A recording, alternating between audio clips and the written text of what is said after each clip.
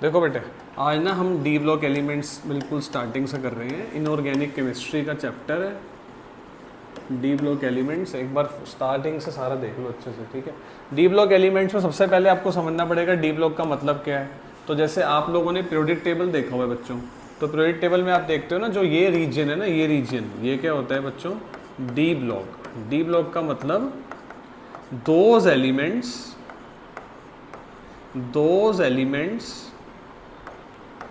in which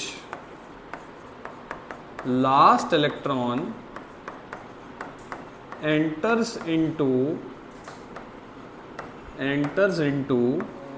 d subshell.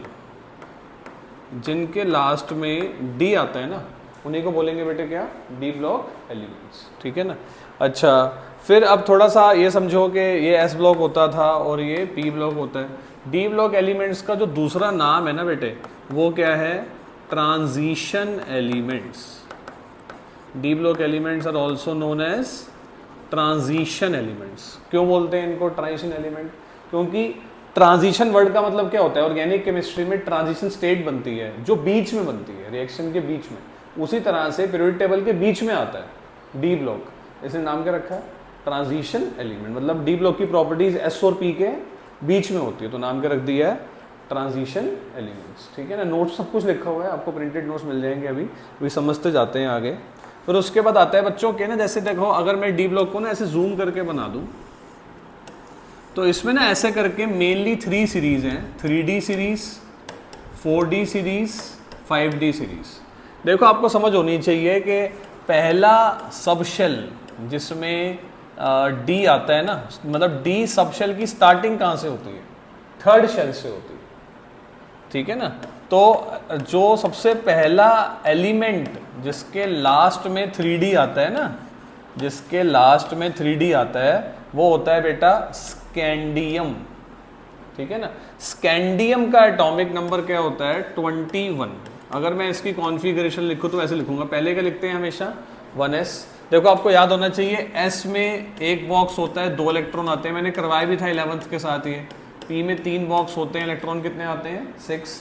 d में 5 box होते हैं, ठीक है ना। d में कितने होते हैं बेटे, ऐसे करके 5 ऑर्बिटल्स होते हैं, तो इलेक्ट्रॉन कितने आते हैं, 10, ठीक है ना।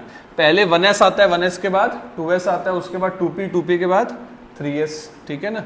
तो 1s 2, 2s 2, 2p 6, देखो 1s 2, 2s 2, 2p 6, उसके बाद क्या आएगा बेटा, 3s 2, 3p 6, और 3p के बाद क्या आ जाएगा, 4s 2, 3d 1। ये 21 हो गए, आप गिन के देख लो, 10 हो गए यहाँ तक, 12 और 6 18 और 2 20, 21 हो गए। जो पहला एलिमेंट जिसके लास्ट में डी आता है वो कौन सा है बच्चों, स्कैंडियम, ठीक है ना। फिर ऐसे चलता रहेगा आगे, scandium, titanium, vanadium, chromium, manganese, iron, cobalt, निकल, कॉपर और जिंक।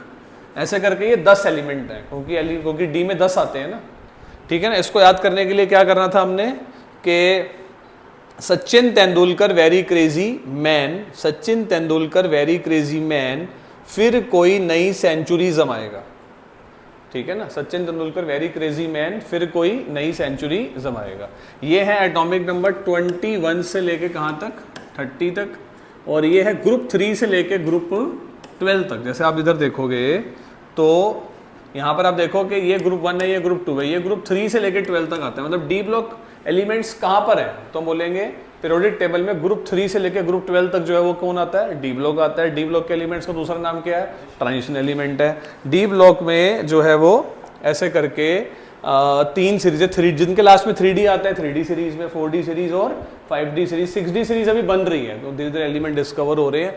और ये जो है ना, इसको फर्स्ट ट्रांजिशन सीरीज भी कहते हैं, फर्स्ट ट्रांजिशन सीरीज। सारे एलिमेंट्स जो है ना डी ब्लॉक के, उनको लर्न करने की जरूरत नहीं है। बेसिकली जो हमें काम पड़ेगा वो किससे पड़ेगा, फर्स्ट सीरीज के एलिमेंट से ही पड़ेगा। फिर भी हमें जो है वो ये 3 एलिमेंट्स समझने हैं, वो कौन कौन से हैं, जिंक, कैडमियम और मरकरी।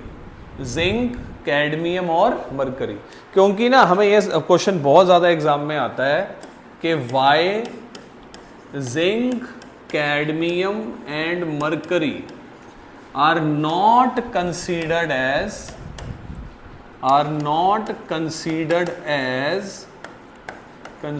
As transition elements. इन एलिमेंट्स को हम ट्रांजिशन एलिमेंट्स नहीं मानते, क्योंकि ना तीनों के लास्ट में आता है क्या, D10 आता है, ठीक है ना, एक एक बढ़ा देंगे, D10 आता है।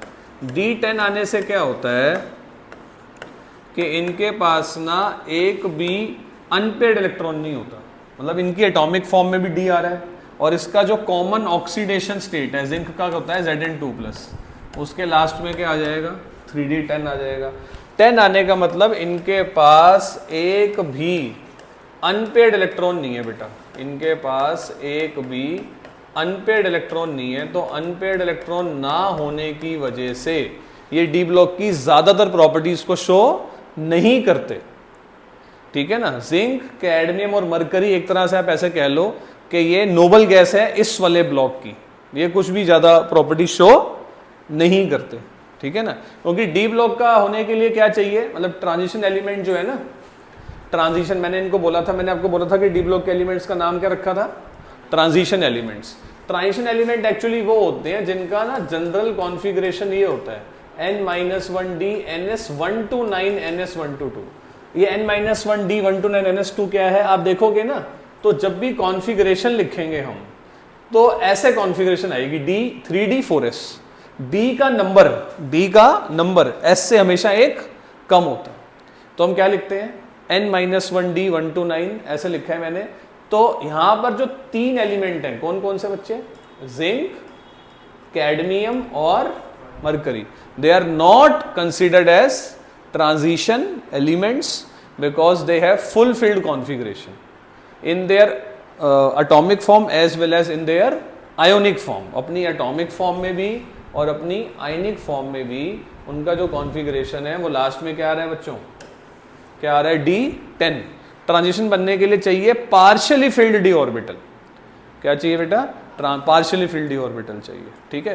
तो ये हमारी वीडियो नंबर 1 हो गई जिसके अंदर हम जनरल इंट्रोडक्शन देख लिया कि भी डी ब्लॉक के एलिमेंट्स क्या हैं, कहाँ लोकेटेड हैं, कौन ट्रांजिशन एलिमेंट है कौन नहीं है, ट्रांजिशन नाम क्यों रखा। तो ये हमारी छोटी सी एक वीडियो 1 हो गई। अब हम इसमें अगली वीडियो में देखेंगे प्रॉपर्टीज ऑफ ट्रांजिशन एलिमेंट्स, ठीक है ना। चलो अब ना तुम थोड़े से नोट्स को जो है ना वो रीड कर लेते हैं, क्योंकि एक बारी देख